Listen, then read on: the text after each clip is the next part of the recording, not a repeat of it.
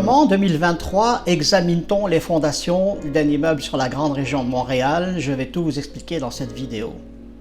Bonjour à tous, mon nom est Fauzi, inspecteur en bâtiment sur la grande région de Montréal depuis 16 ans.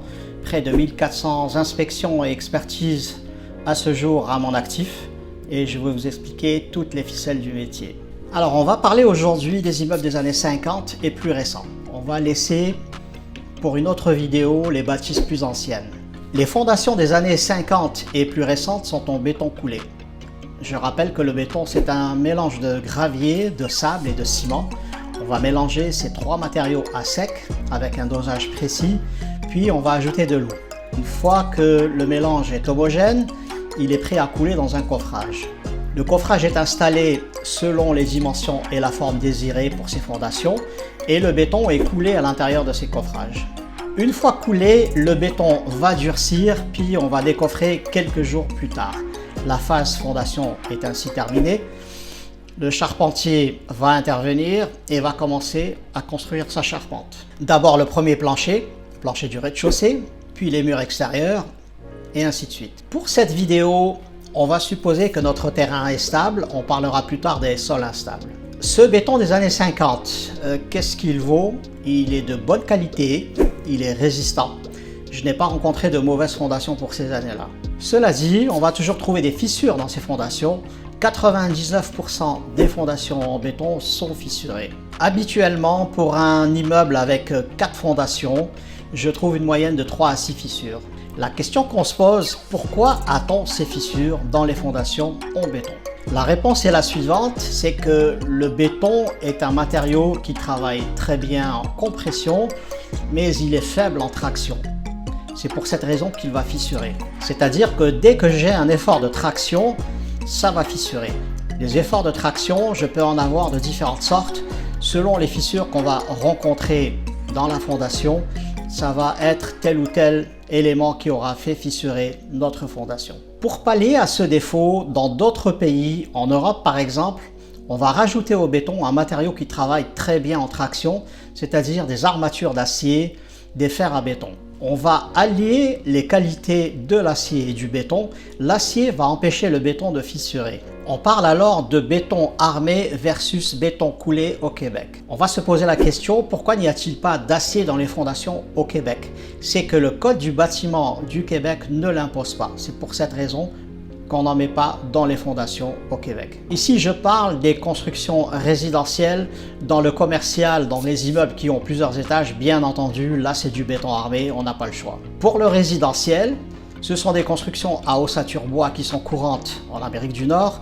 Elles sont considérées comme des constructions légères qui ne nécessitent pas de fondation en béton armé. Alors, donc pas d'acier dans le béton, pas de secret, le béton va fissurer. Le premier type de fissure qu'on va rencontrer, ce sont des fissures de retrait. Quand le béton sèche, il va rétrécir et il va fissurer au point faible de la fondation, c'est-à-dire aux portes de sous-sol, aux fenêtres de sous-sol. Et puis si je n'ai pas de porte, je n'ai pas de fenêtre, il va fissurer vers le milieu de la fondation.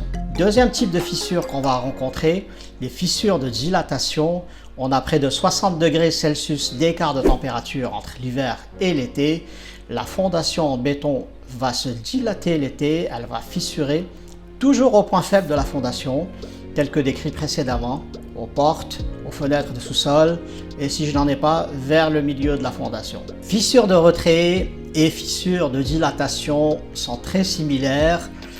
Elles ont généralement l'épaisseur d'un cheveu, et pour cette raison, on va parler de fissures capillaires. Troisième type de fissure qu'on va rencontrer, ce sont des fissures de tassement. Quand on construit un immeuble, dans les 2 ans qui suivent la construction de cet immeuble, le poids de la bâtisse va tasser le terrain. Le terrain n'a jamais une portance homogène, ce qui fait que le terrain va se tasser un petit peu plus d'un côté ou de l'autre, ce qui fera fissurer la fondation. On considère qu'au bout de 2 ans, la bâtisse devrait se stabiliser et ne plus bouger. Si ça bouge encore, on va parler alors de sol instable, de terrain instable, ce qui fera l'objet d'une autre vidéo. Ces fissures de tassement, elles ont une forme en V, c'est-à-dire fermées en bas de la fondation, donc proche du terrain. Elles sont plus ouvertes vers le haut de la fondation. Ces 3 types de fissures, on va les retrouver régulièrement dans toutes les fondations. et il est rare que je trouve une fondation qui ne soit pas fissurée avec l'un de ces trois types de fissures. Vous pourriez me dire que vous n'allez pas acheter d'immeuble puisque quasiment toutes les fondations sont fissurées. Il faut savoir, c'est que ces trois types de fissures de retrait, de dilatation, de tassement, en réalité, n'affectent pas la stabilité structurale de l'immeuble. On va juste prendre deux précautions quand on a des fissures dans la fondation. La première précaution est qu'on va corriger les pentes du terrain tout autour de l'immeuble sur une longueur de 4 à 6 pieds, c'est-à-dire s'assurer que les pentes du terrain drainent bien l'eau de surface loin des fondations, vers la rue ou vers la cour arrière par exemple. On parle alors de pentes positives du terrain. Si j'ai l'inverse, c'est-à-dire des pentes négatives, l'eau va s'accumuler contre les fondations et je peux avoir une infiltration d'eau au sous-sol à travers ces fissures. La deuxième précaution qu'on va prendre, et les assurances des jardins le demandent d'ailleurs, c'est de réparer la fissure. On va faire appel à une compagnie spécialisée qui va injecter un produit liquide à l'intérieur de la fissure. Ce produit va remplir toute l'épaisseur de la fissure. Ce produit va gonfler, il va sécher et il va rendre la fissure étanche à l'eau. Avec cette réparation, je ne cherche pas à donner plus de résistance à la fondation, je cherche simplement à la rendre étanche. Cette réparation va m'éviter les infiltrations d'eau au sous-sol ainsi que les petits dégâts que cela pourrait causer. Concernant les coûts, injecter une fissure coûte environ 400 $ plus les taxes par fissure quand on le fait de l'intérieur du sous-sol. On pourrait faire le même travail de l'extérieur, il faudrait pour cela ramener un engin, défaire le paysagement, creuser, etc. Tout un travail, ça va coûter plus cher et le résultat final sera à peu près équivalent. Voilà ce qu'on pouvait dire pour les fondations des années 1950 et plus récentes. Si vous avez des questions, n'hésitez pas à les mettre en commentaire. Je vous enverrai une réponse. Merci d'avoir regardé cette vidéo jusqu'à la fin. J'espère qu'elle vous aura été utile.